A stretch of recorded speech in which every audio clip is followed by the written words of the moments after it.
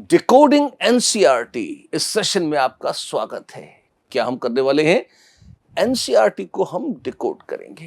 Decode करेंगे मतलब उसको हम पढ़ेंगे और जहां जहां उसको पढ़ने में बच्चे फंस जाते हैं, जहां वो तकलीफ का अनुभव करते हैं, जहां उनको लगता है कि नहीं ये कुछ कंफर्टेबल नहीं है, मेजॉरिटी ऑफ स्टूडेंट्स जहां असहज हो जाते हैं, वहां एक तो हम उन पॉइंट्स पर रुक कर थोड़ा सा ड्वेल करेंगे, उन्हें समझाने की कोशिश करेंगे कि आपको वो दिक्कत खत्म हो जाए या कुछ जो रहस्यमय या जादू की तरह लगता है कि धमाका हो गया, कुछ हो गया, वो स्मूथली आप निकल जाए। यही नहीं, एनसीईआरटी में सबसे की पॉइंट्स कौन से हैं, कहां कहां पर वो पॉइंट्स हैं जिनसे खूब क्वेश्चंस आते हैं कॉम्पिटिटिव एग्जाम्स में और जो आपको निश्चित रूप से पकड़ने चाहिए, हम उनकी भी बात करेंगे। राइट? तो ऐसे ही पूरी एनसीईआरटी की कथा को कुछ सेक्शंस में बांटकर चैप्टर द चैप्टर डिस्कस हम कर रहे हैं। और अगर आपको ढंग से एनसीईआरटी के इस चैप्टर पर प्रॉपर मास्टरी करनी है तो पहली बात, वीडियो को शुरू से अंत तक प्रॉपर ढंग से एक बार, दो बार, तीन बार देखें जब तक कि दिमाग में सेट ना हो जाए। अच्छा लगे तो जरूर लाइक करें और सब्सक्राइब का बटन तो दबा ही दें। क्यों? क्योंकि ये तो लगातार आएगा तो बार बार बात भी होगी और आपके काम की बातें होंगी। शेयर उन सबको करें जो पढ़ाई कर रहे हैं। क्यों? ज्ञान पर सबका अधिकार है। राइट? तो चलिए शुरू करते हैं आज का सेशन। आज हम बात कर रहे हैं एटॉमिक स्ट्रक्चर से शुरू। एटॉमिक स्ट्रक्चर 11th का बड़ा फंडामेंटल टॉपिक है, शुरुआती टॉपिक है केमिस्ट्री का। फिजिकल, इवन इनऑर्गेनिक केमिस्ट्री कई बार एटॉमिक स्ट्रक्चर से ही शुरू मानी जाती है। तो क्या हम एक एक लाइन पूरी पढ़कर उसको डिस्कस कर सकते हैं? कर सकते हैं, पर समय बहुत लग जाएगा और सारी लाइनें विवादास्पद हो ये आवश्यक नहीं, उतनी ही इंपॉर्टेंट हो ये आवश्यक नहीं। तो सबसे पहला फॉर्मेट तो ये है कि जो सबसे काम की चीज है हम वो देख लें। क्या है? जैसे एटॉमिक स्ट्रक्चर में पूरा चैप्टर में एनसीईआरटी की कौन कौन सी लाइनें सबसे इंपॉर्टेंट हैं, फिर एग्जामिनर क्या सोचता है, विद्यार्थी जब उसे पढ़े तो वो क्या, किस तरह से उसको इंटरप्रेट करे कि उसको एग्जाम की अच्छे से समझ आ जाए, और ऑफ कोर्स कुछ रिलेटेड पीवाईक्यूज जो डायरेक्ट डाउनलोड है एनसीईआरटी से, उनकी भी हम बात करेंगे। राइट? तो तैयार हैं आप? जी हाँ, तो चलिए शुरू करते हैं। सबसे पहला सेक्शन जो है एनसीईआरटी का, जिसमें हम बात करते हैं इलेक्ट्रोमैग्नेटिक रेडिएशन और वेव प्रॉपर्टीज की। क्या है ये? बिल्कुल शुरू में अगर आप देखें सेकंड चैप्टर एनसीईआरटी में एटॉमिक स्ट्रक्चर, उसमें वो एक सेंटेंस, बड़ा की सेंटेंस आता है। कौन सा? All electromagnetic radiations travel through vacuum with the same speed of 3 into 10 raised to 8 meters per second. अब आप कहेंगे कि ठीक है, इसमें कौन सी बड़ी बात है? बड़ी बात तो किसी भी सेंटेंस में नहीं होती, लेकिन हाँ, ये बड़ा की और बड़ा यूजफुल सेंटेंस है। क्यों?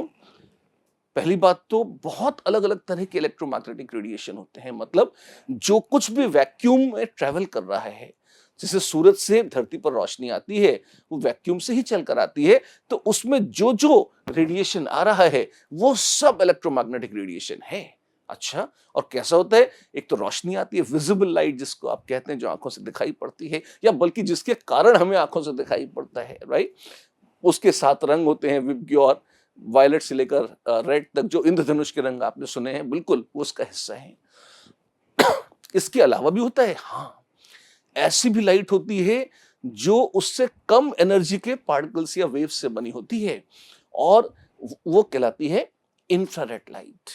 इंफ्रारेड, उससे भी कम एनर्जी की माइक्रोवेव्स, और सबसे कम एनर्जी वाली रेडियो वेव्स। अच्छा, तो रेडियो वेव्स, फिर माइक्रोवेव्स, फिर इंफ्रारेड, जी हाँ, और फिर विजिबल रेड से ऊपर चलते चलते चलते ब्लू और वायलेट अल्टीमेटली, और वायलेट के ऊपर और ज्यादा एनर्जी वाली वेव्स, ये इलेक्ट्रोमैग्नेटिक रेडिएशन भी है, जी हाँ, अल्ट्रावायलेट कहते हैं। और उसके भी ऊपर कुछ है, जी हाँ, एक्सरेज कहते हैं। और उससे भी तगड़ा कुछ है, गामा द पहलवान रेस। आई मीन, गामा तो एक पहलवान थी, अलग बात है, रेस को पहलवान नहीं बोलते, लेकिन गामा रेस बोलते हैं। अच्छा, ऐसा है? जी हाँ, ऐसा है। तो ये सब के सब है इलेक्ट्रोमैग्नेटिक रेडिएशन। तो गामा रेस की तो बहुत तगड़ी एनर्जी है, बिल्कुल, तो वो बहुत तेज चलती होंगी। हाँ, तेज तो चलती हैं। और जो इंफ्रारेड है वो तो लल्लू है, हाँ, मतलब एनर्जी तो कम ही है, तो वो धीमी चलती होंगी। ऐसा नहीं है बाबू।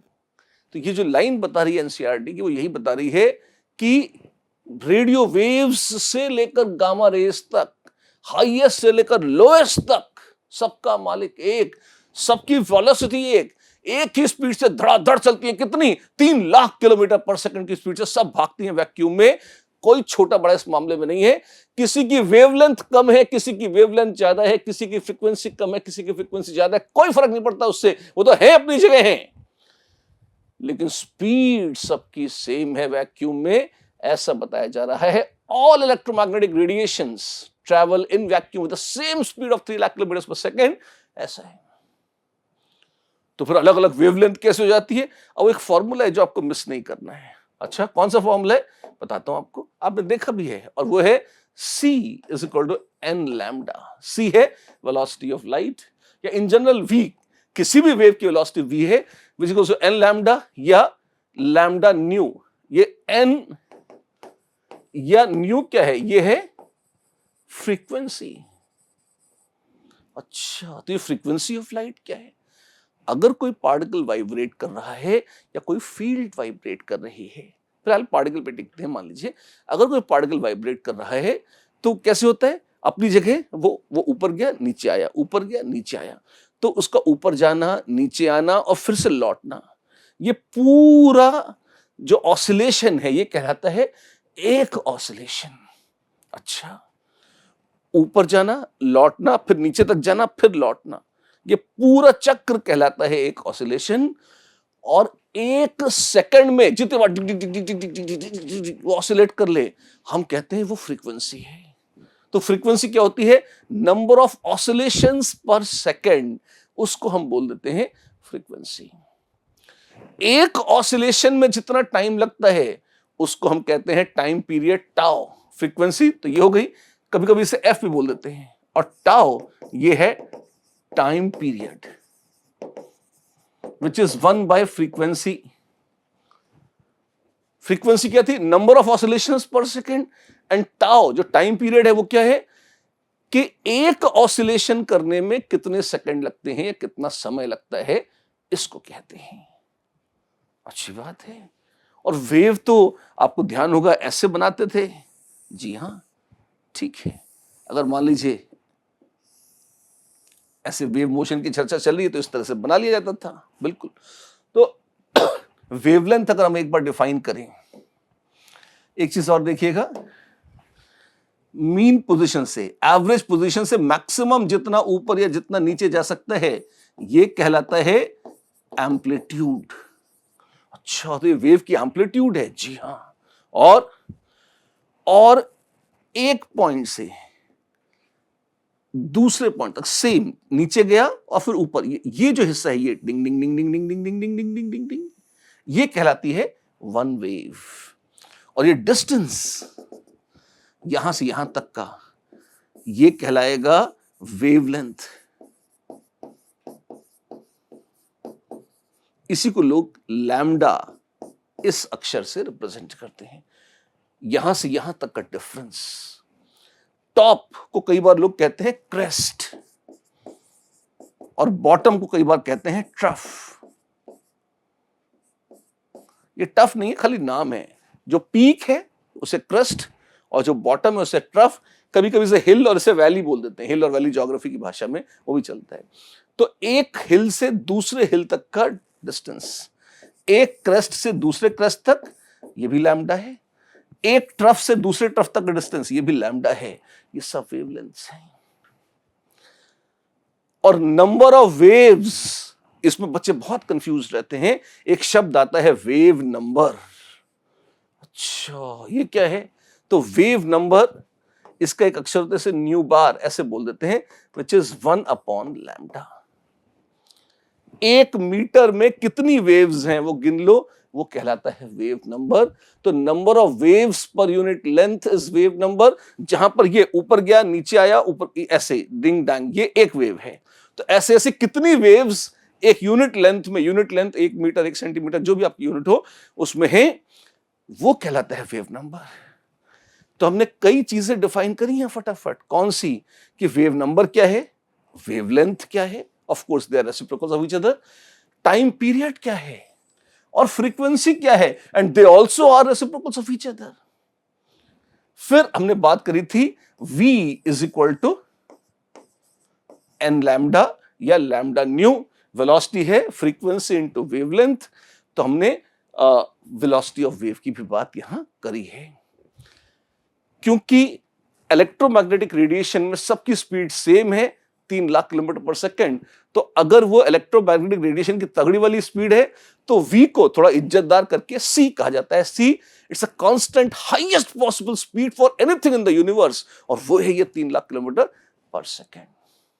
सिंपल बेसिक आइडियाज हैं जो हमें लगा कि अगर हम रिवाइज कर लेंगे तो पक्के हो जाएंगे, अच्छे रहेंगे और आपके दिमाग में बिल्कुल स्पष्ट रहेंगे। टाइम पीरियड और वेव नंबर कई बार बच्चों को कंफ्यूज करते हैं, बहुत सरल है और क्यों क्या कैसे हैं इन सब की बात हमने अभी कर ली है। एक चीज और देखिए, c एक कांस्टेंट है, हाँ हाँ वो तो दिख ही रहा है। अगर c एक कांस्टेंट है और उसके साथ अगर आप लैम्डा न्यू को देखें तो c is equal to lambda 1 nu 1 या लैम्डा 2 न्यू 2। क्या मतलब है, अगर मान लो मेरे पास लाल रंग की लाइट है या वायलेट कलर की लाइट है, अब दोनों, एक का रंग लाल है दूसरी का वायलेट है, तो लाइट तो अलग अलग है। हाँ, अगर लाइट अलग अलग है तो जरूर कुछ तो अलग होगा। जी हाँ, उनकी वेवलेंथ्स भी अलग है, उनकी फ्रीक्वेंसीज भी अलग है। अच्छा ऐसा है, हाँ जी। तो आप ये देखो स्पीड तो, हाँ जी, इसका मतलब ये प्रोडक्ट फ्रीक्वेंसी और लैम्डा का सेम होगा। जी हाँ, इसका मतलब क्या हुआ, इसका मतलब हुआ lambda frequency of 1 upon frequency of 2 is lambda 2 upon lambda 1. Frequency is inversely proportional to wavelength. अगर वेवलेंथ ज्यादा होगी तो फ्रीक्वेंसी कम हो जाएगी, वेवलेंथ ज्यादा होगी तो फ्रीक्वेंसी कम हो जाएगी। और अगर शॉर्टर वेवलेंथ है, वेवलेंथ कम है, तो फ्रीक्वेंसी ज्यादा है। और इसमें एनर्जी से भी संबंध है। हाँ, जैसे जैसे फ्रीक्वेंसी बढ़ जाएगी एनर्जी बढ़ जाएगी। वो धीमे धीमे चला डैंग डैंग डैंग डैंग, एनर्जी कम है, एनर्जी ज्यादा है ना। तो आप देखोगे higher frequency shorter wavelength higher energy, ये चीज ऐसी है जो भूलने वाली नहीं है। तो विबग्योर जो होता है वायलेट से लेकर रेड तक, उसमें जो स्पेक्ट्रम है उसमें एनर्जी किसकी सबसे ज्यादा होती है, वायलेट की एनर्जी सबसे ज्यादा होती है और रेड की सबसे कम। अच्छा, तो lambda of red light is longer than lambda of violet light. Yes, VIBGYOR ऐसे करते जाएंगे। वेवलेंथ वायलेट से लेकर रेड तक लगातार बढ़ती जाती है और एनर्जी वायलेट से लेकर रेड तक लगातार कम होती जाती है। ऐसा है, बिल्कुल। बहुत छोटे छोटे पॉइंट्स हैं, बहुत मुश्किल बिल्कुल भी नहीं है, लेकिन ये आने बहुत आवश्यक, अगर आएंगे तो बड़ा अच्छा है, आपके काम आएंगे। डायरेक्ट क्वेश्चन भी आ जाता है इन पर, जैसे जेई मेन का एक पुराना क्वेश्चन देखिए, which of the following has highest energy. किसकी एनर्जी सबसे ज्यादा है? सबसे ऊपर था गामा, फिर क्या था, याद कीजिए, मेरे साथ याद कर लीजिए, अभी याद हो जाएगा आपको। गामा रेस, उससे हल्की एक्स रेस, उससे नीचे अल्ट्रावायलेट, फिर विजिबल वायलेट से डिग्री रेड तक नीचे, रेड से नीचे इंफ्रारेड, इंफ्रारेड से नीचे माइक्रोवेव्स और सबसे नीचे रेडियो वेव्स। ये नाम है अलग अलग वेव्स के, जैसे जैसे वेवलेंथ बढ़ती जा रही है, चीज सारी इलेक्ट्रोमैग्नेटिक रेडिएशन ही है। तो इनमें यूवी से नीचे विजिबल, से नीचे आईआर, से नीचे माइक्रोवेव, सबसे तगड़ा है यूवी। जी हाँ, वाओ, ये तो डायरेक्ट है, डायरेक्ट क्वेश्चन आते हैं यार, क्या बात करो। इसलिए हमने वही छोटे छोटे हिस्से उठाए जिससे सीधा क्वेश्चन भिड़ते आ जाता है। अब बात करते हैं black body radiation, Planck's quantum theory और फोटो इलेक्ट्रिक इफेक्ट की। ये हिस्ट्री ऑफ साइंस का बड़ा विवादास्पद जोन है, तब जब पूरी की पूरी फिजिक्स सिर के बल उल्टी खड़ी हो गई और सब कुछ रातों रात बदल गया। मतलब पहले मैक्सवेल महाराज की एक थ्योरी चलती थी, वेव थ्योरी, जो लोग मानते थे क्या बढ़िया थ्योरी और क्या तगड़ी मैच लगाई है मैक्सवेल ने, तो इससे अच्छा तो कुछ हो ही नहीं सकता। लॉज थे, प्रेडिक्शन था और बहुत सारा घमंड था कि इससे बढ़कर कुछ भी नहीं है। और फिर एकदम से दो चीजें आई। एक, जब लोगों ने ब्लैक बॉडीज से निकलता हुआ रेडिएशन स्टडी किया, तो वो चकित रह गए। क्यों?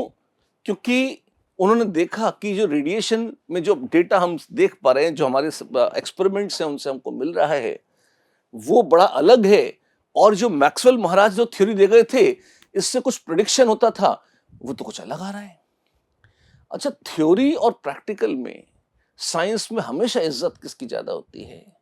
एग्जाम की दृष्टि से भले ही वो थ्योरी पूछते हो ज्यादा, प्रैक्टिकल के नंबर कम होते हो, लेकिन एक्चुअल असली साइंस जो वैज्ञानिक करते हैं उसमें सबसे ऊपर इज्जत है एक्सपेरिमेंट की। क्यों?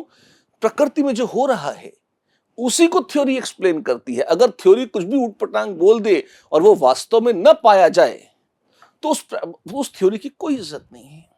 मैक्सवेल की थ्योरी का बहुत सम्मान इसलिए था क्योंकि वो बहुत सारी चीजें प्रेडिक्ट करके या एक्सप्लेन कर पाते थे। जो हो रहा है उसको एक्सप्लेन कर पा रहे थे, और जो संभावना है होने की उसका सही सही प्रेडिक्शन भी कर लेते थे। तो लोग कहते थे वाह क्या शानदार थ्योरी है। ठीक है, लेकिन जैसे ही वो ब्लैक बॉडी रेडिएशन आया, उससे एक पजल निकल कर आई जो एक नाम से मशहूर हुई, जिसका नाम था अल्ट्रावायलेट कैटास्ट्रोफी। अल्ट्रावायलेट कैटास्ट्रोफी, ये कैटास्ट्रोफी तो मतलब महाविनाश, भयानक एक्सीडेंट। जी हाँ, ये क्या भला है? पूरी थ्योरी का ही एक्सीडेंट हो गया मैक्सवेल महाराज की, वेव थ्योरी का, इसलिए उसे कैटास्ट्रोफी बोलते हैं। और रही सही कसर पूरी कर दी किसने? फोटो इलेक्ट्रिक इफेक्ट ने। तो ये दो जो डिस्कवरीज थी, इनके बारे में आपको आना चाहिए कि क्या था ये ब्लैक बॉडी रेडिएशन, क्यों उससे पैदा हुई ये अल्ट्रावायलेट कैटास्ट्रोफी, और ये फोटो इलेक्ट्रिक इफेक्ट क्या भला है। क्योंकि इन्होंने ही मिलकर मैक्सवेल की थ्योरी को सिंहासन से खींच के नीचे गिरा दिया, बाहर निकाल दिया, और अपने लिए नया राज्य स्थापित किया। किसका? क्वांटम थ्योरी का। जो लेटेस्ट थ्योरी, जो अपडेटेड थ्योरी है, जो अच्छी मानी जाती है, जो सही मानी जाती है, जो पहले के मुकाबले ज्यादा एक्यूरेट मानी जाती है, वो है क्वांटम थ्योरी। मैक्स महाराज की या मैक्स प्लैंक की उसी क्वांटम थ्योरी की चर्चा भी हम इस सेक्शन में करेंगे। तैयार हैं आप? तो आइए देखते हैं एनसीईआरटी इस बारे में क्या कहती है और वहां से हम क्या क्या निकाल सकते हैं। पहले ब्लैक बॉडी की चर्चा करते हैं। वो classical physics could not explain the distribution of radiation emitted by a black body. अब यहां जो पीड़ा होती है कि अरे ब्लैक बॉडी है क्या भला, और ये कौन सा एक्सप्लेनेशन था, ऐसा क्या एमिट कर दिया ब्लैक बॉडी ने कि लोगों ने इतना रोना पीटना मचा दिया। आइए देखते हैं। पहली बात तो ब्लैक बॉडी किसे कहते हैं? कोई भी ऐसा ऑब्जेक्ट, कोई भी ऐसी चीज, जैसे ये काले रंग का है, लेकिन अगर इसमें कुछ ऐसा चमत्कार हो जाए कि जो भी लाइट इस पर पड़े, जो भी रेडिएशन इस पर पड़े इलेक्ट्रोमैग्नेटिक, उसे ये 100% एब्जॉर्ब कर दे और वापस कुछ भी रिफ्लेक्ट न करे, 100% एब्जॉर्ब कर ले और रिफ्लेक्ट कुछ भी न करे, हम कहेंगे ये ब्लैक बॉडी है। फिजिक्स के हिसाब से जो परफेक्ट ब्लैक बॉडी होती है, वो जो सब कुछ एब्जॉर्ब कर ले और वापस कुछ भी ना एमिट करे, वो ब्लैक बॉडी है। तो ऐसे एब्जॉर्ब करते करते करते करते करते तो अथाह एनर्जी एब्जॉर्ब कर लेगा। हाँ, तो वो सिर्फ एब्जॉर्ब भी नहीं कर रहा है, वो एमिट भी करता है, क्योंकि अगर एनर्जी एब्जॉर्ब भी करता जाएगा तो उसके खुद की एनर्जी बहुत बढ़ती जाएगी। तो क्या वो एनर्जी छोड़ता है? हाँ, एनर्जी छोड़ता भी, रिलीज भी करता है। वो रिफ्लेक्ट नहीं करता। कोई रे ऑफ लाइट आई और उसकी सरफेस से रिफ्लेक्ट होकर लौट गई, ये नहीं होगा। एक बार उसे हजम कर लेगा, उसके बाद खाने पीने के बाद उसको अपनी मर्जी से मुंह करने के बाद अगर कुछ उगलना चाहे तो कुछ और निकाल दे, वो एक अलग बात है। ब्लैक बॉडी रेडिएशन क्या चीज है? ब्लैक बॉडीज बाहर का रेडिएशन तो पूरा खा जाती हैं, लेकिन खुद अपने दम पर भी कुछ ना कुछ रेडिएशन छोड़ती रहती हैं। इसी रेडिएशन को वैज्ञानिकों ने स्टडी किया और यही था वो ब्लैक बॉडी रेडिएशन जिसने मैक्सवेल महाराज की वेव थ्योरी की जड़ें हिला दी। ब्लैक बॉडी अगर आप न समझ पाए तो पहली बात तो कोई काली चीज ब्लैक बॉडी है वो तो है ही, पर परफेक्ट ब्लैक बॉडी होगी कोई महा एकदम काली, एकदम मस्त वाली काली चीज जो सारी लाइट एब्जॉर्ब कर ले, कुछ भी रिफ्लेक्ट ना करे, उसको एकदम परफेक्ट ब्लैक बॉडी बोलेंगे। और इतनी मजेदार बात बताता हूं मैं आपको, ब्लैक बॉडी काली हो ये आवश्यक नहीं है। एक ही चीज आवश्यक है कि अगर वो लाइट पूरी एब्जॉर्ब कर ले और रिफ्लेक्ट कुछ ना करे, इतना हो जाए तो उसे ब्लैक बॉडी कहने का अधिकार है। जैसे एक वैज्ञानिक थे, उन्होंने क्या किया, उन्होंने कहा एक गोला बनाओ और इसके अंदर लगा दो मिरर और छोटा सा छेद छोड़ दो, अंदर मिरर लगा हुआ है, चमचमा रहा है। उन्होंने कहा इस छेद में अगर लाइट आ गई, अगर प्रकाश की एक किरण इस छेद में से अंदर प्रवेश कर गई, तो अब यहां पे तो क्या होगा, सब तरफ शीशे लगे हुए हैं, आप चाहो तो और अंदर टेढ़े मेढ़े शीशे लगा दो, कुछ भी कर दो, तो जब लाइट अंदर आएगी तो वो रिफ्लेक्ट होती हुई अलग अलग जगह टिंग टैंग टिंग सब जगह चलती रहेगी, लेकिन बाहर निकलने की जगह तो है ही नहीं। तो पूरी दे रिफ्लेक्ट हो के जो होगा अंदर ही एब्जॉर्ब हो जाएगी, बाहर निकलने का रास्ता नहीं है उसके। तो कई सारे रिफ्लेक्शन के बाद ये भी हो सकता है कोई कहे कि नहीं वो इस रास्ते से तो जा ही सकती है ना, चांसेस बहुत रेयर हैं।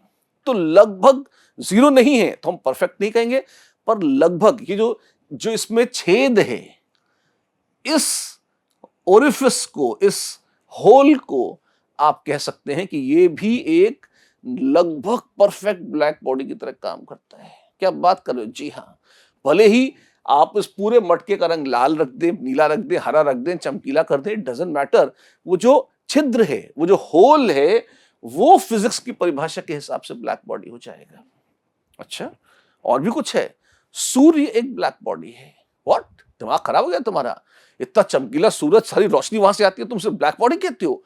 फिजिक्स की परिभाषा के हिसाब से यदि आप सूर्य में कोई इलेक्ट्रोमैग्नेटिक रेडिएशन फेंकेंगे तो सूर्य में समा जाएगा। सूर्य के आर पार तो निकलता नहीं है, सूर्य से रिफ्लेक्ट भी नहीं करता, पूरा सूर्य में समा जाता है। तो सूरज एक ब्लैक बॉडी है। हाँ, पर सूरज से तो रोशनी निकलती है, वो ब्लैक नहीं। मैंने क्या कहा था, ब्लैक बॉडी का कलर काला होना आवश्यक नहीं है। एक ही चीज आवश्यक है कि फिजिक्स में ब्लैक बॉडी उसे कहते हैं कि जो रेडिएशन उस पर फेंके वो एब्जॉर्ब कर ले। अच्छा, जो किरणें उसके ऊपर डाली जाए वो खा जाए, हजम करके किसी और रूप में वो वापस फेंक दे किरणों को, वो एक अलग चीज है। उससे कोई, उसके ब्लैक बॉडी होने पर कोई कलंक नहीं लगता। अच्छा, तो सूर्य से जो रोशनी निकल रही है वो सब ब्लैक बॉडी रेडिएशन है। हाँ, वो भी ब्लैक बॉडी रेडिएशन है। कमाल है। और अगर पड़े पड़े इसमें से भी थोड़ी बहुत रेज निकलेंगी, हाँ, तो ये भी ब्लैक बॉडी रेडिएशन होंगी। जी हाँ, ये भी ब्लैक बॉडी रेडिएशन होंगी। तो ब्लैक बॉडी रेडिएशन, मुझे लगता है कि आपको ये ब्लैक बॉडी तो समझ में आ गया है। अब देखिए ब्लैक बॉडी रेडिएशन का तमाशा क्या है। हुआ ये कि जब लोगों ने सोचा, जब वेव थ्योरी के हिसाब से प्रेडिक्शन किया गया कि अगर ब्लैक बॉडी एनर्जी एमिट करेगी तो क्या वो एक ही वेवलेंथ वाली एनर्जी एमिट करेगी या सारी अलग अलग वेव्स निकलेंगी, तो जवाब मिला कि ब्लैक बॉडी क्योंकि सारी अलग अलग वेवलेंथ एब्जॉर्ब कर लेती है, तो वो सारी अलग अलग वेवलेंथ एमिट भी कर सकती है। अच्छा, तो क्या वो सारी अलग अलग वेवलेंथ एमिट करेगी? जवाब है हाँ। अगर वो सारी अलग अलग वेवलेंथ एमिट करेगी तो फिर लोगों ने कहा कि कौन सी वेवलेंथ ऐसी है जो वो ज्यादा एमिट करेगी और कौन सी ऐसी है जो वो कम एमिट करेगी। क्या कोई फेवरेट वेवलेंथ है कि लाल वाली ज्यादा होगी, हरी वाली ज्यादा होगी, नीली वाली ज्यादा होगी, ऐसा कुछ है क्या? और मैक्सवेल महाराज की थ्योरी के हिसाब से उन्होंने कहा कि नहीं, ऐसा कुछ भी नहीं है, सब बराबर बराबर होनी चाहिए, सबका मालिक एक। ठीक है, तो इंटेंसिटी ऑफ अलग अलग वेव्स उन्होंने कहा सेम होनी चाहिए, ऐसा प्रेडिक्शन किया गया। किसके द्वारा? मैक्सवेल महाराज की वेव थ्योरी, क्या उनकी परंपरा में जो लोग थे उनके द्वारा। अब एक स्यापा हो गया। क्यों? लोगों ने कहा कि अभी अभी थोड़ी देर पहले तो आपने बताया था कि जैसे जैसे वेवलेंथ कम होती है वैसे वैसे एनर्जी बढ़ जाती है। हाँ, energy is inversely proportional to lambda. बिल्कुल। तो जैसे जैसे लैम्डा कम होगी, कम वेवलेंथ की तरफ जाएंगे, तो as lambda tends to zero, E will tend to infinity. मतलब क्या क्या क्या क्या? अगर वेवलेंथ कम होगी तो उस वेव की तो अलग अलग, जो लैम्डा का मतलब है कि अलग अलग वेव्स हैं, किसी की वेवलेंथ लैम्डा 1, किसी की लैम्डा 2, लैम्डा 3, ऐसे ऐसे ऐसे करके है। तो ब्लैक बॉडी से तो हर तरह की वेवलेंथ निकल रही है। हाँ, हर तरह की वेव, मतलब करोड़ों अलग अलग तरह की वेव निकल रही है। हर वेवलेंथ की कोई ना कोई वेव तो निकलेगी। और यदि हर तरह की एक भी वेव, हर तरह की कोई ना कोई वेव निकल ही रही है, और वो मानते हैं कि वो बराबर संख्या में निकल रही हैं। तो बाबू तुम इस जोन में देखो, जैसे जैसे लैम्डा 0 की ओर जाएगा एनर्जी बहुत ज्यादा हो जाएगी एक अकेली वेव की भी। अगर सिंगल वेव भी एमिट होती है बहुत कम लैम्डा की, तो उसकी एनर्जी तो लगभग इनफाइनाइट हो जाएगी। तो क्या ब्लैक बॉडी से इनफाइनाइट एनर्जी निकलती है? बाय कॉमन सेंस इनफाइनाइट तो सूर्य से भी नहीं निकलती। सूर्य से महान और कौन है? उससे भी बहुत ज्यादा निकलती है, पर वो फाइनाइट है, वो अनंत नहीं है। और यहां तो थ्योरी कहती है कि जैसे जैसे लैम्डा कम होती जाएगी, एक ही वेव निकलकर सबका एकदम इतने भयानक एनर्जी दे देगी वो अकेली वेव ही, क्योंकि उसकी जैसे जैसे लैम्डा 0 की हो गई तो एनर्जी तो इनफाइनाइट है। तो एक अकेली वेव ही जितना टोटल ब्लैक बॉडी एनर्जी दे रही है, उससे ज्यादा तो एक अकेली वेव दे देगी छोटी वाली। हाँ जी, पर ये तो नॉनसेंस बात है ना। टोटल एनर्जी तो सारी वेव्स मिलकर दे रही है और वो फाइनाइट है। हाँ, तुम तो इन्हीं को इनफाइनाइट बोल रहे हो। हाँ, तो तुम बकवास कर रहे हो। हाँ, ये चीज कहलाती थी अल्ट्रावायलेट कैटास्ट्रोफी, कि जैसे जैसे आप अल्ट्रावायलेट जोन में जाएंगे वैसे वैसे आप पाएंगे कि लैम्डा इतनी कम होती जा रही है कि उससे निकलने या वेव्स की एनर्जी इतनी भयानकली ज्यादा है कि वो अकेली 2-4 वेव्स ही, अकेली सिंगल वेव ही टोटल ब्लैक बॉडी रेडिएशन ज्यादा एनर्जी हो जाएगी या हो जानी चाहिए, जो कि कॉमन सेंस के विरुद्ध है, जो कि एब्सर्ड है। तो यानी कि मैक्सवेल महाराज की वेव थ्योरी ने खुद ही एक ऐसा प्रेडिक्शन किया जो बेसिक कॉमन सेंस की कसौटी पर भी खरा नहीं उतरता, और यही चीज कहलाई अल्ट्रावायलेट कैटास्ट्रोफी। एक डाउट आपके दिमाग में आ सकता है कि अल्ट्रावायलेट से नीचे जाओगे तो फिर एक्सरेज हैं, उससे नीचे गामा रेज हैं। एक्सरेज और गामा रेज लगभग 1910 के आसपास ये नाम दिए गए, 1900 से 1910 के बीच में। अल्ट्रावायलेट कैटास्ट्रोफी ये नाम जो था ये इससे भी 40-50 साल पुराना है, कम से कम 25-30 साल तो ज्यादा पुराना है। तो जिस जमाने में नाम दिया गया उसमें विजिबल लाइट से कम वेवलेंथ या विजिबल लाइट से ज्यादा एनर्जी वाली हर लाइट को अल्ट्रावायलेट बोला जाता था। उसमें पूरे अल्ट्रावायलेट में गामा, एक्सरे और यूवी का अलग से टुकड़े नहीं थे। इस वजह से नाम पड़ गया अल्ट्रावायलेट कैटास्ट्रोफी। अगर आज की भाषा में बोलते तो शायद बोलते गामा रे कैटास्ट्रोफी। तो ये तो बच्चों थी कौन?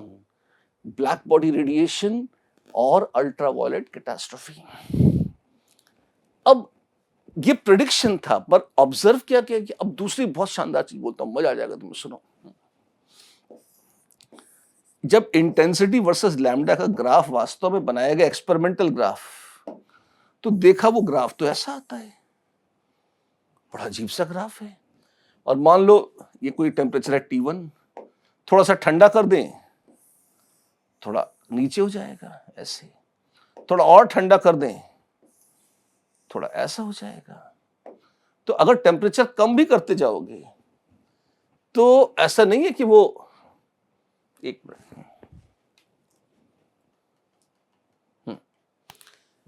मतलब वो उसका नेचर बदल जाएगा। T1, T2, T3, या T1 ज्यादा है, T2 कम है, T3 कम है, और ऐसे ऐसे करके वो भले ही चपटा होता जाए लेकिन वो रहेगा ऐसे बेल शेप्ड कर्व ही। और ये एक ऐसी चीज थी जिसको देखकर पुराने वैज्ञानिकों के तोते उड़ गए, उन्हें कुछ समझ में नहीं आया कि क्या चल रहा है, वो कुछ न समझा पाए। और जैसे ही पुरानी कोई थ्योरी फेल होती है वैसे ही संभावना प्रकट होती है उससे बेहतर एक नई थ्योरी की। तो लोग इंतजार करने लगे कि कोई आएगा और हमको ये बताएगा कि ऐसा क्यों होता है, वो एक नई थ्योरी देगा, क्यों? क्योंकि पुरानी थ्योरी लुढ़क रही है। और तब जब लोग काफी इंतजार कर चुके तो फिर नई घंटी बजी और आए प्लैंक। कौन? मैक्स प्लैंक, बहुत महान वैज्ञानिक। उन्होंने कहा मैं बता सकता हूं कि ऐसा क्यों हो रहा है।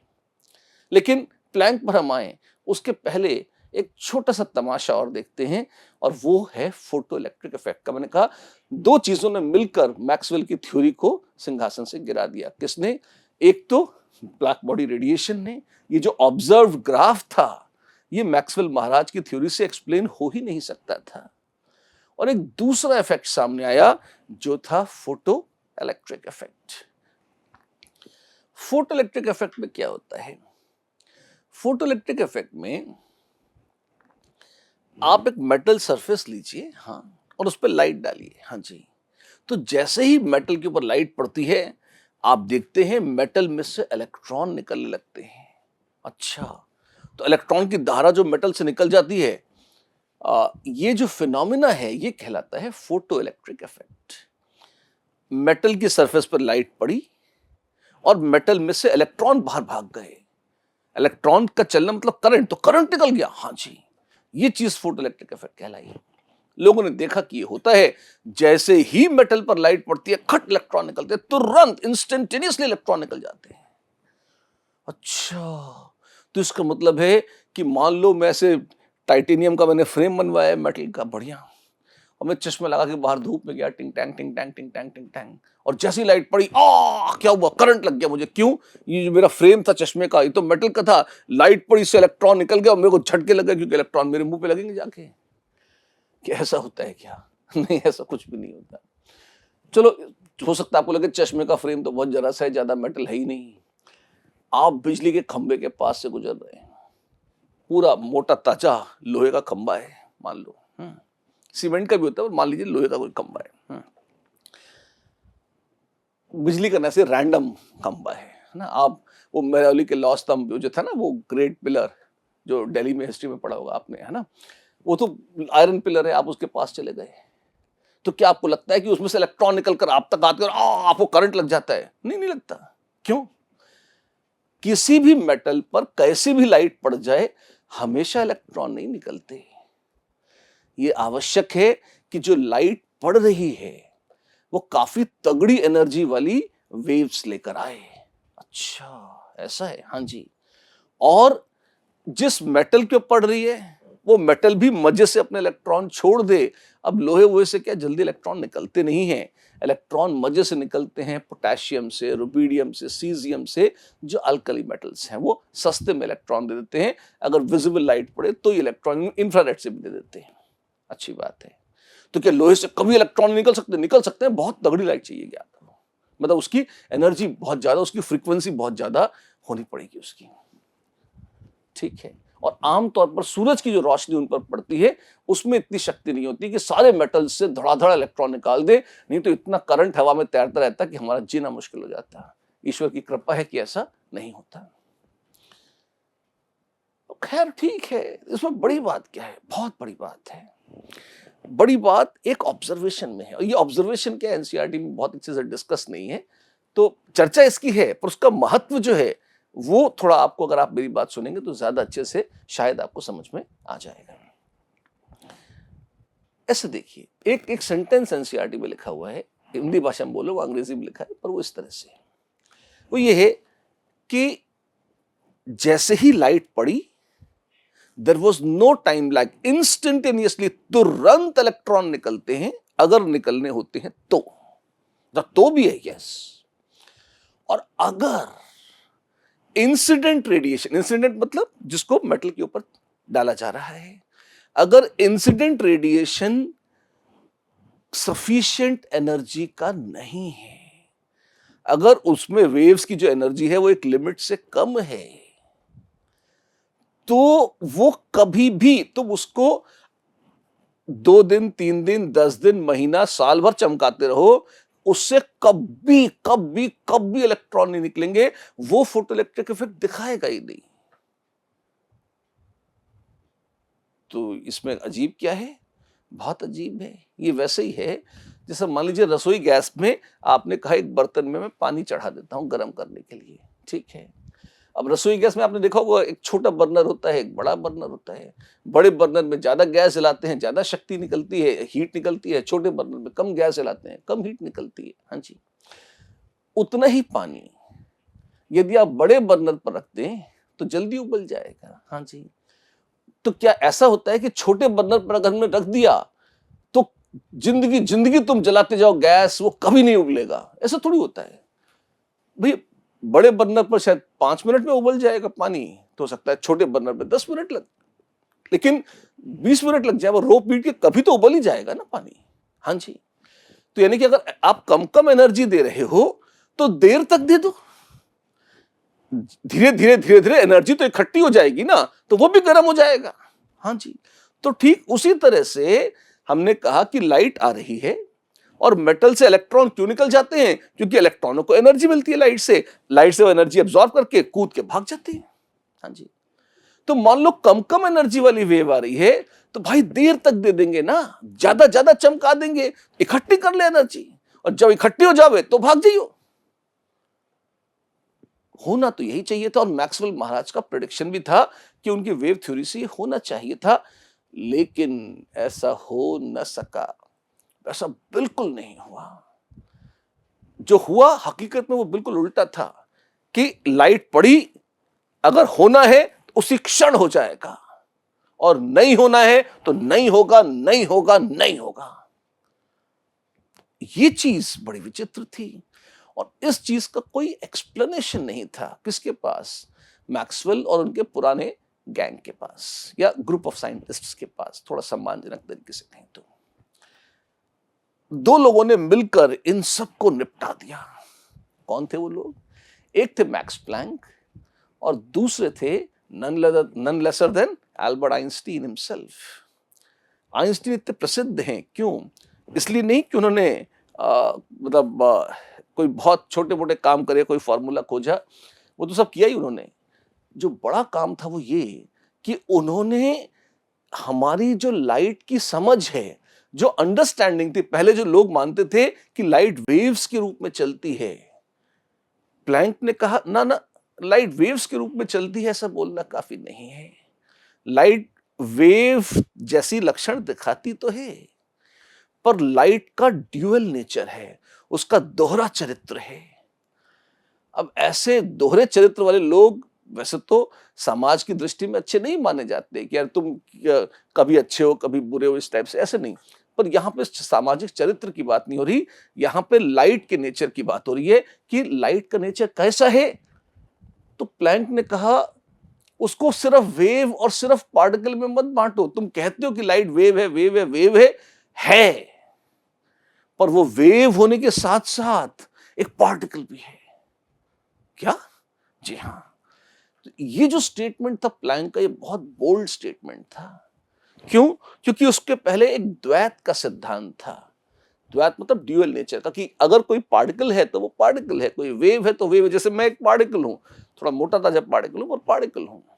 और लाइट जो है, रोशनी है या साउंड है, वो वेव है तो वेव है तो वेव है।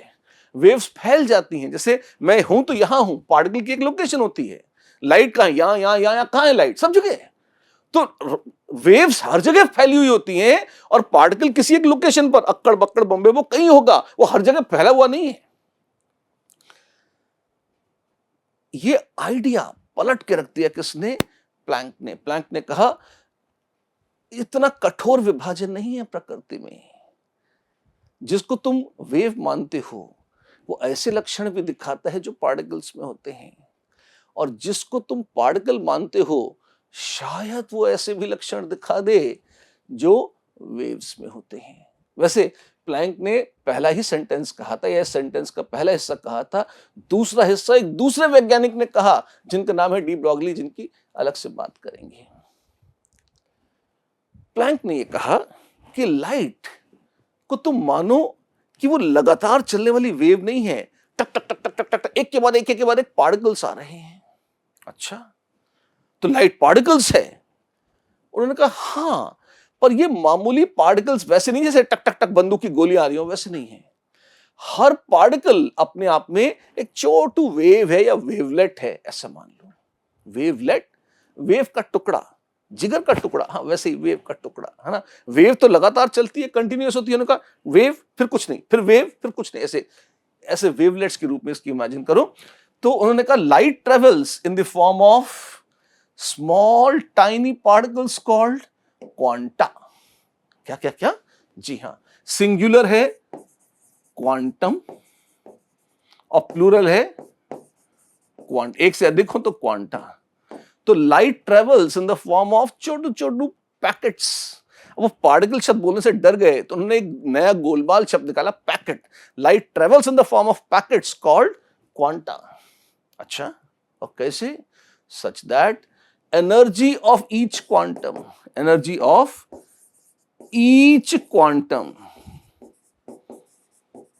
is proportional to its frequency। अब आप कहोगे तो सस्ता सा फॉर्मूला है, बड़ी बात क्या है? बहुत बड़ी बात है इसमें। क्या? फ्रीक्वेंसी प्रॉपर्टी थी एक वेव की, ये है वेव प्रॉपर्टी। हम ये नहीं कहते कि ये इस ब्लैक बोर्ड की क्या फ्रीक्वेंसी है, क्यों? कोई वाइब्रेट थोड़ी कर रहे, तो पड़ा हुआ अपनी जगह। अच्छा, और एच क्या है? तो अब यहां पे प्लैंक थोड़ा बुरा मान गया, उन्होंने कहा अरे तो मुझे नहीं पहचानते? लोगों ने कहा हाँ जी हम जानते हैं। कौन हूं मैं? आप प्लैंक महाराज हैं। आप प्लैंक क्या? और ये क्या है? उनका एक कांस्टेंट है। और ये किसकी इक्वेशन है? आपकी इक्वेशन है। तो ये किसका कांस्टेंट है? आपका कांस्टेंट है। तो ये प्लैंक्स कांस्टेंट है। अच्छा, प्लैंक का छोटा मोटा नाम नहीं, this is Planck's universal constant. Constant उनका बहुत होते हैं, मेरा तो यूनिवर्सल वाला कांस्टेंट है, और ब्रह्मांड में कहीं भी लगा लो तुम। मजे की बात है, इंसान अंतरिक्ष में थोड़ा सा धरती से बाहर निकलता है, उसी में प्राण निकल जाते हैं। चांद पर एक बार गए तो दोबारा जाने की हिम्मत न पड़ी। बात ऐसी करते हैं कि पूरा ब्रह्मांड ना आ पाए हैं, है ना। तो वैसे क्यों इसलिए व्यंग कर रहा हूं, क्योंकि अल्टीमेटली साइंस में तो वेरिफिकेशन चाहिए होता है। तो अपन ने कोई एंड्रोमेडा गैलेक्सी जाके तो नापा नहीं है, लेकिन फिर भी बोलते हैं यूनिवर्सल कांस्टेंट, सिंबल है H, और उसकी वैल्यू है 6.626 इंटू 10⁻34 जूल सेकेंड। रट लेनी है? रटनी नहीं है, दिया होता है, पर फिर भी आए तो कोई पाप नहीं है। खास बात क्या थी? यहां तो वेव की प्रॉपर्टी है, और ये एनर्जी ऑफ वेव नहीं है, ये एनर्जी ऑफ वन पैकेट है। पैकेट का होना ही पार्टिकल नेचर है। तो हर पार्टिकल की, हर पैकेट की, और इस पैकेट को आइंस्टीन ने एक नया नाम दिया। कौन सा? फोटॉन। तो क्वांटम ही फोटॉन है, जी हां। जिसको प्लैंक महाराज ने क्वांटम कहा, उसी को आइंस्टीन महाराज ने फोटॉन बोल दिया।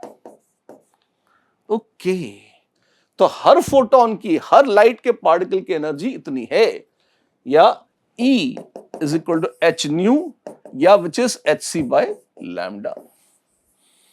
ये आ गई प्लैंक महाराज की क्वांटम थ्योरी। और जैसे ही ये क्वांटम थ्योरी आई, उन्होंने क्या किया? उन्होंने जैसे ही पार्टिकल्स के रूप में कल्पना करी, तो तुरंत बोल्ट्जमैन डिस्ट्रीब्यूशन लगाकर वो ब्लैक बॉडी रेडिएशन एक्सप्लेन कर दिया। वो फिजिक्स वाले ज्यादा करते हैं, हमारे केमिस्ट्री में उसका काम नहीं आता। अच्छी बात है, पर मुद्दे की बात है, अगले ने एक्सप्लेन कर दिया। जी हाँ, ब्लैक बॉडी रेडिएशन मस्त एक्सप्लेन कर दिया। और यही नहीं, इस थ्योरी को यूज करके एल्बर्ट आइंस्टीन ने फोटो इलेक्ट्रिक इफेक्ट भी एक्सप्लेन कर दिया। कैसे?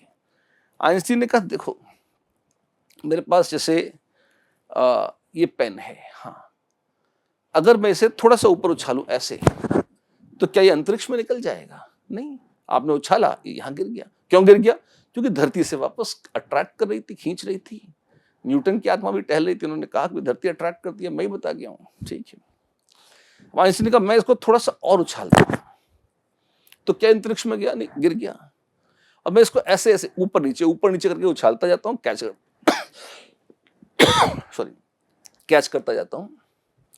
और मान लो मैंने ऐसा 1 करोड़ बार कर लिया, तो 1 करोड़ बार अगर मैंने किया, तो कोई ऐसा तो नहीं मुफ्त में हो गया, एनर्जी तो खर्च हुई मेरी। हाँ जी, तो क्या 1 करोड़ बार मैंने इसको उछाला और ये गिर गया, उछाला और गिर गया, उछाला और गिर गया, तो क्या ये अंतरिक्ष में निकल गया? नहीं। जितनी एनर्जी मैंने इसे 1 करोड़ बार उछालने में खर्च करी है, 1 करोड़, 10 करोड़, 100 करोड़, जितनी बार भी चाहे उछाल लो, ऊपर तो नहीं जाएगा, अंतरिक्ष में तो नहीं निकलेगा। पर यदि वो सारी एनर्जी एक झटके में तुम उसको लेकर उछालो, जय श्री राम, है ना, और आप देखोगे वो पूरा, बिल्कुल संभव है कि अगर वो सारी एनर्जी एक झटके में उसे दे दो, तो इट इज पॉसिबल कि वो धरती के पूरे ग्रेविटेशन को चीरती हुई अंतरिक्ष में निकल जाए। अगर वो एस्केप वेलोसिटी उसको मिल गई, वही 11.2 किलोमीटर पर सेकंड वाली जो आपने पहले पढ़ी थी कभी, राइट? हाँ जी।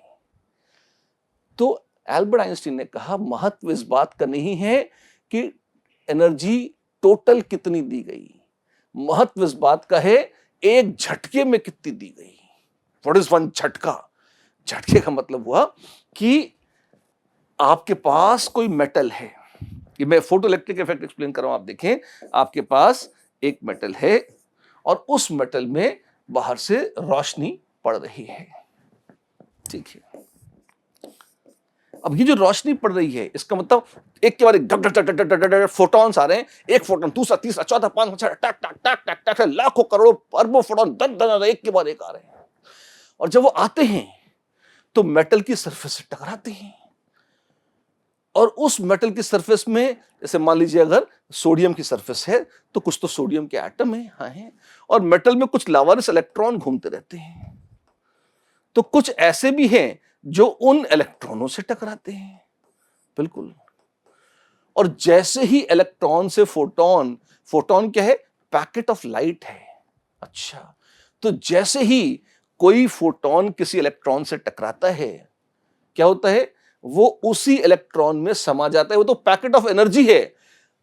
जैसे ही वो इलेक्ट्रॉन में समा गया, उसने अपनी सारी एनर्जी उस इलेक्ट्रॉन को दे दी। अब फोटोन गायब हो गया, उसका कोई अस्तित्व नहीं है, इलेक्ट्रॉन बचा है और उसके पास वो एनर्जी आ गई। अच्छा, तो अगर फोटोन मान लो कुछ एनर्जी लेके, जितनी एनर्जी फोटोन की थी, किसी मास से वो टकराया, अपनी सारी एनर्जी उसने उसको दे दी और खुद गायब हो गया। और जैसे ही इसको एनर्जी मिलती है, ये पटाख उछलता है। उछलता क्यों है? एनर्जी मिलती है तो लोग उछलते हैं। आप कोई बॉल है, अगर बॉल को कड़ाक बैट से आपने मारा तो बॉल को एनर्जी मिली, हाँ, तो क्या करेगी बॉल? वहां पे ऐसे टिंग टिंग टिंग टिंग टिंग पड़े हुए, हम तो एनर्जी हमने छुपा ली है। ऐसा थोड़ी होता है। आपने बैट से बॉल को हिट किया तो बॉल कहीं तो उछलती है ना, जाती तो है ना कहीं ना कहीं। हाँ जी। तो जैसे ही इनको एनर्जी मिली, वैसे ही क्या होता है, ये कूदते हैं ऊपर। अब जैसे मैंने इसको उछाला, ये कूदा ऊपर, अगर थोड़ी कम एनर्जी है तो धड़ाम से वापस गिर जाएगा। ऐसे इलेक्ट्रॉन कूदे, अगर कम शक्ति है तो धड़ाम से वापस गिर जाएंगे।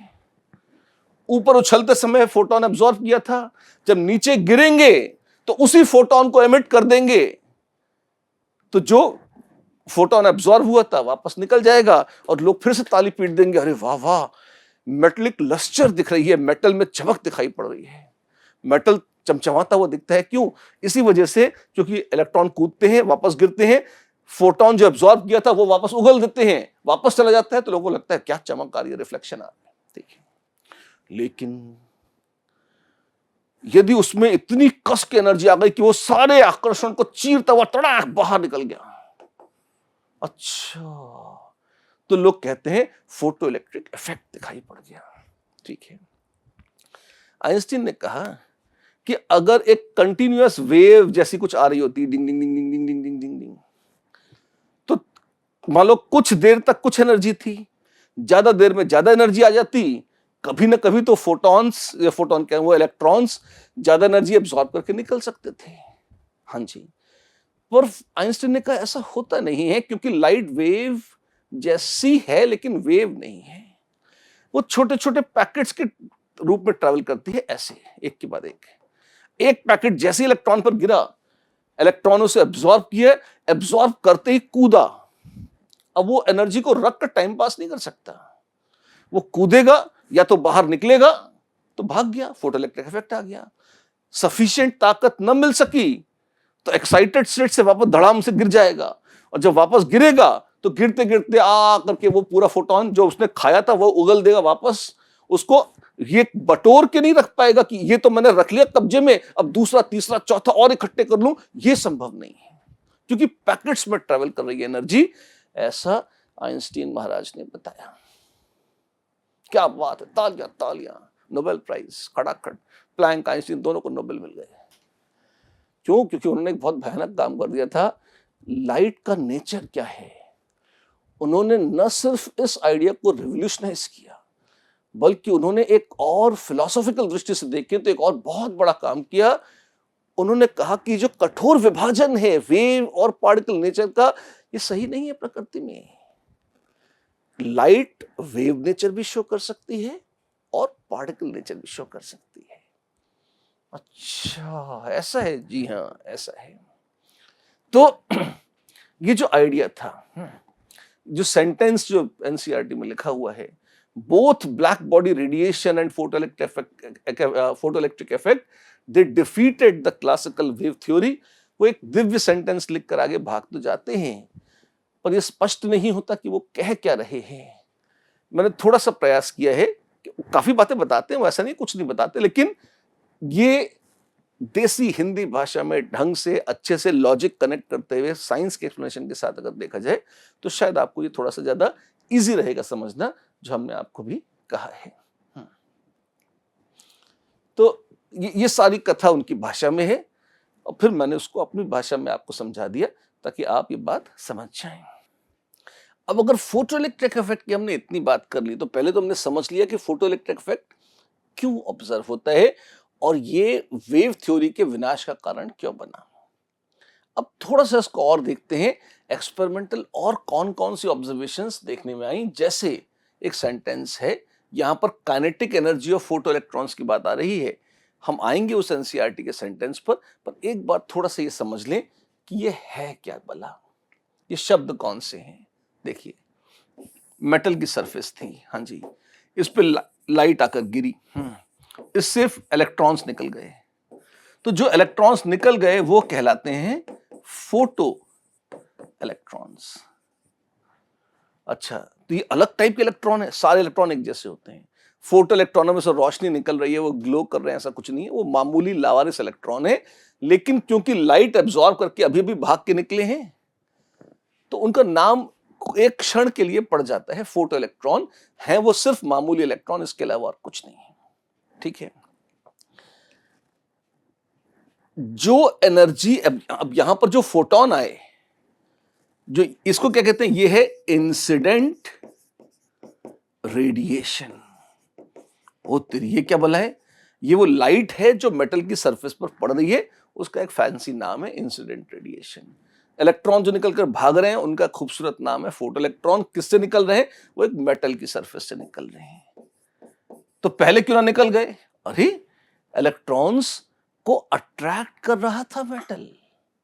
अच्छा, तो अगर मेटल इलेक्ट्रॉनों को अट्रैक्ट कर रहा था, अगर मेटल इलेक्ट्रॉन्स को अट्रैक्ट कर रहा था, तो उस अट्रैक्शन के विरुद्ध ऊपर जाने के लिए एनर्जी खर्च होगी। हां, बिल्कुल होगी। कितनी होगी, वो मिनिमम एनर्जी जो इलेक्ट्रॉन्स को चाहिए ताकि वो मेटल का आकर्षण तोड़ते हुए इलेक्ट्रॉनों को बाहर भगा ले जाएं, वो मिनिमम एनर्जी कहलाती है थ्रेशोल्ड एनर्जी, और उसका एक और नाम है फोटो इलेक्ट्रिक वर्क फंक्शन। अच्छा, बड़े बड़े नाम है, नाम ही नाम है, चीज कोई बहुत बड़ी नहीं है। तो कुछ लोग इसे फाई कहते हैं, फोटो इलेक्ट्रिक वर्क फंक्शन। गजब, बड़ा लंबा नाम है। कुछ लोग इसी को ओमेगा नॉट या डब्ल्यू नॉट बोल देते हैं, कुछ लोग इसी को ई नॉट बोल देते हैं, और इसका नाम होता है थ्रेशोल्ड एनर्जी। थ्रेशोल्ड का मतलब होता है दहलीज, हिरण्यकश्यप स्टाइल की, जस्ट बाउंड्री पर, ना अंदर ना बाहर, है ना। तो वो थ्रेशोल्ड है। तो थ्रेशोल्ड एनर्जी बिल्कुल बाउंड्री लाइन एनर्जी, कि इलेक्ट्रॉन मरते मरते जस्ट बाहर निकल आए, बस ऐसा। उसके लिए कम से कम कितनी इतनी एनर्जी लगेगी। ठीक है, आने वाला रेडिएशन, उसकी एनर्जी कितनी थी, एच न्यू। ई नॉट या जो एनर्जी आ रही है वो एच न्यू। खाई कितनी बाहर निकलने के लिए, इतनी तो खाई गए, तो बची खुची एनर्जी इलेक्ट्रॉन के पास रहेगी। हाँ जी, तो हम कह सकते हैं kinetic energy of photo electron कितनी हो जाएगी, जितनी उसको फोटोन से मिली वो थी एच न्यू, माइनस जितनी ये खा गया मेटल, कितनी, वर्क फंक्शन डब्ल्यू नॉट। और डब्ल्यू नॉट को आप कह सकते हो एच न्यू नॉट। ये क्या पला है, न्यू नॉट है थ्रेशोल्ड फ्रीक्वेंसी, कि मतलब इतनी मिनिमम फ्रीक्वेंसी कि अगर लाइट हो तो उसकी एनर्जी ई नॉट के बराबर हो जाएगी। ठीक, ऐसे ये आ गया। अच्छा, अब जैसे जैसे आप देखोगे फ्रीक्वेंसी बढ़ती जाएगी, अलग अलग वेव्स लेते जाओ, ज्यादा शक्ति की, ज्यादा फ्रीक्वेंसी की, तो काइनेटिक एनर्जी इलेक्ट्रॉनों की बढ़ती जाएगी, क्योंकि ज्यादा एनर्जी डालोगे तो ज्यादा भागेंगे, मस्त, ठीक है। तो काइनेटिक एनर्जी, अब यहां पर बच्चे कंफ्यूज होते हैं किस पर, वो kinetic energy of photo electron को इंटेंसिटी ऑफ लाइट से कंफ्यूज कर देते हैं। तो थोड़ा ध्यान से सुनो इस बात को। ये सेंटेंस देखो आप, यहां लिखा है एनसीईआरटी में कि the kinetic energy of emitted photo electrons depends on the frequency of incident light and is independent of intensity of light. दो बातें, ये क्या मतलब है? ये तो फॉर्मूला निकाल दिया हमने। काइनेटिक एनर्जी होती है हाफ mv स्क्वायर, जहां मास इलेक्ट्रॉन का है, वेलोसिटी भी इलेक्ट्रॉन की है, is h new minus h new not, ऐसे। ये जो इक्वेशन है, ये महान आइंस्टीन की इक्वेशन है, आइंस्टीन्स फोटो इलेक्ट्रिक इक्वेशन कहलाती है ये। और इसमें आप देखिए, जो काइनेटिक एनर्जी है, जो फोटॉन्स की काइनेटिक एनर्जी है, वो किस बात पे डिपेंड कर रही है? वो खाली न्यू या फ्रीक्वेंसी ऑफ इंसिडेंट रेडिएशन पे डिपेंड कर रही है, और कोई फैक्टर नहीं है। तो यहां बोला है it depends on frequency, the answer is yes. और जो थोड़ा कंफ्यूजिंग पार्ट है कि ये इंटेंसिटी की इंडिपेंडेंट है। अब ये इंटेंसिटी क्या बला है, इसको तो कहीं डिफाइन ही नहीं किया, इसकी तो चर्चा ही नहीं हुई, वो भी सुन लीजिए। मान लीजिए ये मेटल का एरिया है, ठीक है, इस पर 10 फोटोन आके गिर रहे हैं हर सेकंड, हाँ जी, तो कुछ रोशनी दिख रही है, हाँ। और तेज रोशनी कब दिखेगी? अगर इसी एरिया पे 10 की बजाय अगर 10,000 फोटोन पर सेकंड आके गिरने लग जाएं, तो आप कहेंगे ना ज्यादा रोशनी दिख रही है, हाँ जी, तो हम कहेंगे इंटेंसिटी बढ़ रही है। अच्छा, कि नंबर ऑफ फोटॉन्स जो 1 सेकंड में, पर सेकंड जो आ रहे हैं, किस पर? किसी area per unit area, the number of photons striking a unit area per unit time पर सेकंड इज कॉल्ड इंटेंसिटी। कितनी तेजी से फोटोन आ रहे हैं, धड़ धड़ धड़ धड़ धड़, ठीक है, तो पर सेकंड कितने आ रहे हैं, उनकी संख्या, और एरिया में, उस एरिया में कितने पड़ रहे हैं। एरिया तो बड़ा छोटा कुछ भी हो सकता है, तो लोग कहते हैं यूनिट एरिया ले लो कि 1 स्क्वायर सेंटीमीटर में कितने फोटॉन्स पर सेकंड आ गए, उसको इंटेंसिटी बोल देंगे, ठीक है। मान लो लाल रंग की लाइट है, हाँ जी, बड़ी इंटेंस लेजर बना दी लाल रंग की हमने, भयंकर इंटेंसिटी से आ रही है, तो इंटेंसिटी मतलब उसमें बहुत सारे दे दनादन फोटोन आ रहे हैं, और वो सब लल्लू हैं। ये ऐसा ही है जैसे मान लीजिए आपने कहा कि आपके पास वो छोटी छोटी वो टेबल टेनिस खेलने वाली बॉल है, ठीक है, और आपने कहा कि मैं आपको वो लगातार टर टर टर टर टर टर वो बॉल आपके ऊपर फेंकता जाऊंगा। मैंने कहा फेंक दो यार, ठीक है, मतलब मुझे I may not like it, but तुमने कटिबद्ध हो कि तुम ये करोगे तो कर लो, मतलब क्या बिगड़ा मेरा। तो आपने एक एक करके उन्हें वो बॉल, टेनिस बॉल मारनी शुरू कर दी, टीटी वाली छोटी बॉल। थोड़ी बहुत चोट भी लग सकती है मुझे, पर ठीक है, मैं चल जाएगा, कोई बड़ी बात नहीं है। अब आपने कहा मैं ऐसे, मान लो आपको 100 बार, 10 या 1000 बार वो टीटी वाली बॉलें ऐसे ऐसे करके मारता रहूंगा। मार लो यार, ठीक है। फिर आपने कहा मेरे पास एक गोली है, हाँ जी, एक ही बंदूक में भर के बस एक ही बार चलाऊंगा, ये गोली मार लो आपको। तो मुझे लगेगा ये उतना सुखद तो नहीं होगा। क्यों? क्योंकि हो सकता है मैंने 100 या 1000 बार वो टीटी वाली बॉल खा ली, मुझे चल गया, पर अब तो ठीक है, अब गोली खा नहीं, क्यों? मौत आ जाएगी, मरेंगे। क्यों? क्योंकि उस एक गोली में इतनी एनर्जी है कि चीरती भी निकल जाएगी। आप समझ रहे हो ना? तो यहां पर हम यही बात कर रहे हैं कि एक के बाद एक 1000 बार लल्लू वाली बॉल्स, रेड करके फोटोन है, अगर वो हजारों भी आ जाएं, उनमें किसी में दम नहीं था, तो किसी में दम नहीं था तो एक भी इलेक्ट्रॉन ना निकाल सके। ऐसे ही वो टीटी वाली बॉल लल्लू थी, उनमें दम नहीं था, तो शरीर से आत्मा नहीं निकाल सकी वो। लेकिन एक गोली आएगी, तो एक गोली आएगी और फोटो इलेक्ट्रॉन की तरह आत्मा शरीर से निकल जाएगी। आप देख सकते हैं, है ना? तो अगर सफिशिएंट एनर्जी, अगर थ्रेशोल्ड एनर्जी से ज्यादा एनर्जी है, अगर आने वाले रेडिएशन में थ्रेशोल्ड एनर्जी से ज्यादा एनर्जी है, तो खटाखट फोटो इलेक्ट्रॉन निकलेंगे। एक फोटोन होगा वो भी एक इलेक्ट्रॉन निकाल देगा, और 100 होंगे तो 100 इलेक्ट्रॉन निकालेंगे, 1000 होंगे तो 1000, लाख होंगे तो लाख, धड़ाधड़ सबके सब इलेक्ट्रॉन निकाल देंगे।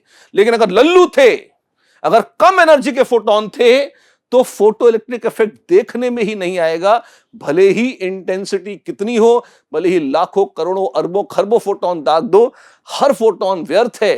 क्योंकि कोई भी टेनिस बॉल मारी आपने, तो छोटी वाली टीटी बॉल हल्के से फेंक दी मेरे ऊपर, उससे इधर से आत्मा नहीं निकलने वाली, ठीक है ना। तो वो वही फर्क आपको यहां देखने को मिलेगा। थ्रेशोल्ड एनर्जी से कम एनर्जी अगर है, तो इंटेंसिटी कितनी भी कर लो, इलेक्ट्रॉन नहीं निकलने वाले। काइनेटिक एनर्जी ऑफ इलेक्ट्रॉन्स का इंटेंसिटी से कोई लेना देना नहीं है, इट इज इररिलेवेंट। अच्छा, बात तो सही है, इतनी ही बात बताई जा रही है, ठीक है। दो सेंटेंस भी लिखे हुए हैं, क्या कि intensity frequency controls kinetic energy, हाँ, frequency controls kinetic energy, equation से दिख रहा है। तो क्या इंटेंसिटी का कोई महत्व नहीं है? क्यों? हर फोटोन हद से हद एक इलेक्ट्रॉन निकाल सकता है। अगर कम कम फोटोन आएंगे तो तुम कहोगे इंटेंसिटी कम है, तो निकलने वाले इलेक्ट्रॉनों की संख्या भी कम होगी। अगर ज्यादा फोटोन आएंगे तो तुम कहोगे इंटेंसिटी ज्यादा है, और क्योंकि हर फोटोन एक इलेक्ट्रॉन ही निकाल सकता है ज्यादा से ज्यादा, तो अगर ज्यादा फोटोन आएंगे तो ज्यादा इलेक्ट्रॉन निकलेंगे, और आप कहोगे करंट जो पैदा हुआ, अगर करंट बना ही नहीं तो बात ही खत्म। पर अगर फोटो इलेक्ट्रिक इफेक्ट दिख गया, अगर फोटो इलेक्ट्रिक इफेक्ट हो गया, तो जो करंट आएगा वो ज्यादा आएगा। किससे? अगर इंटेंसिटी बढ़ा दोगे तो। और इस वजह से आपके पास ये सेंटेंस आ रहा है, कौन सा, कि higher the intensity more electrons are rejected. इसका मतलब फोटो करंट इज हायर, इसका मतलब फोटो करंट इज हायर, ऐसे आ जाएगा। आसान है। तो इंटेंसिटी और काइनेटिक एनर्जी में कंफ्यूज नहीं होना है, डिस्टिंक्टली अलग अलग पॉइंट्स हैं, आपको ये अलग अलग ऐसे ही ध्यान रखने हैं। इस पर फिर और जीरो टाइम लैग वगैरह तो हम बता ही चुके हैं आपको। यहां पर जो कंफ्यूजन होता है वो क्वेश्चन गलत कराता है आपके। मैंने वो सारे पॉइंट्स आपको पॉइंट वाइज बता दिए, जिससे जीरो कंफ्यूजन रहे, आपको कहीं दिक्कत ना आए। और एक फिर से एनसीईआरटी का सेंटेंस जो हमने एग्जैक्ट नहीं बोला था पर कंसेप्ट बता दिया था, उसको देख लीजिए। The minimum energy required to eject an electron from a metal is also called work function. हम इसकी बात कर चुके हैं ऑफ कोर्स। और ये पूरा डिस्कशन कि थ्रेशोल्ड फ्रीक्वेंसी के नीचे फोटो इलेक्ट्रिक इफेक्ट देखने में ही नहीं आता, कितनी भी इंटेंसिटी कर लो कुछ नहीं आता। मैं सामने से हट जाता हूं ताकि आप स्क्रीनशॉट्स ले सकें इसके, और आराम से कंसेप्ट को अपने नोटबुक में स्टोर कर सकें, ताकि आप जब रिवाइज करना चाहें कर लें। क्वेश्चंस आते हैं इसके ऊपर, अरे भर भर के क्वेश्चंस आते हैं। 2-3 एग्जांपल ले रहा हूं, क्वेश्चन तो बहुत सारे आए हैं। नीट का एग्जांपल दीजिए। In the photoelectric effect below threshold frequency क्या होता है? A, electrons are emitted with zero kinetic energy. B, no electrons are emitted regardless of intensity. C, electrons are emitted with maximum kinetic energy. And D, kinetic energy increases with intensity. Intensity का kinetic energy से कोई लेना देना नहीं, हम देख चुके हैं अभी। B is the answer, और डायरेक्ट आ रहा है बिल्कुल। अगर आपने थ्योरी कर रखी है तो दिमाग ही लगाना, सीधे आंसर आएगा और सही हो जाएगा। अच्छा, तो ये आसान एग्जाम जेईई एडवांस तक में क्वेश्चन आए हैं, क्या बात करते हो। देखिए, which observation of photoelectric effect cannot be explained by wave theory? Wave theory कहां फेल हो गई? एमिशन ऑफ इलेक्ट्रॉन्स, तो वेव धीमे धीमे से इलेक्ट्रॉन निकलवा सकती थी। Dependence of kinetic energy on frequency, ये भी नहीं है भाई, फ्रीक्वेंसी बढ़ा दोगे एनर्जी बढ़ गई तो काइनेटिक एनर्जी बढ़ जाएगी, तो वेव थ्योरी भी शायद कर देती है। Instantaneous ejection with no time lag, time नहीं लगता, होना है तो तुरंत होता है और नहीं होना है तो नहीं होता। ये एक स्पेशल ऑब्जर्वेशन थी जिसके कारण वेव थ्योरी की बच गई बैंड। तो जी हाँ, ये खास बात थी। इंटेंसिटी पर इलेक्ट्रॉन डिपेंड करते हैं, ये सब फालतू बातें हैं। सी इज द आंसर। जी हाँ, सी इज द आंसर।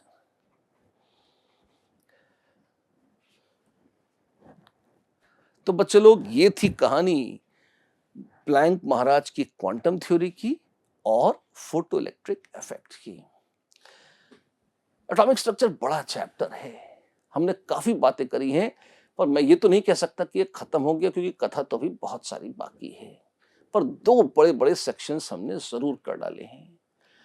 हम इस प्रयोग को आगे बढ़ाएं, इसके पहले देखते हैं कि ये कितना अच्छा लगता है। मुझे उम्मीद है आपने शुरू से अंत तक इसको ढंग से देखा होगा, और ये ऐसा है, ये थ्योरी ऐसी है जो आपको कुछ टाइम बाद, जैसे पहले एक बार ढंग से देख लीजिए, फिर रिवीजन के लिए लिख लीजिए कि जिस दिन आपने इसको देखा है नोट कर लीजिए, अगले वीक आपको इसको रिवीजन के लिए, भले ही इसकी समरी आपको देखनी हो तो देखें, लेकिन आपको दोबारा, और एटलीस्ट जब 1 महीना बीत जाए तो फिर से ये सारी कथा एक बार आप भले ही 1.5x 2x स्पीड करके सुन सकें, लेकिन सुन लीजिए। क्यों?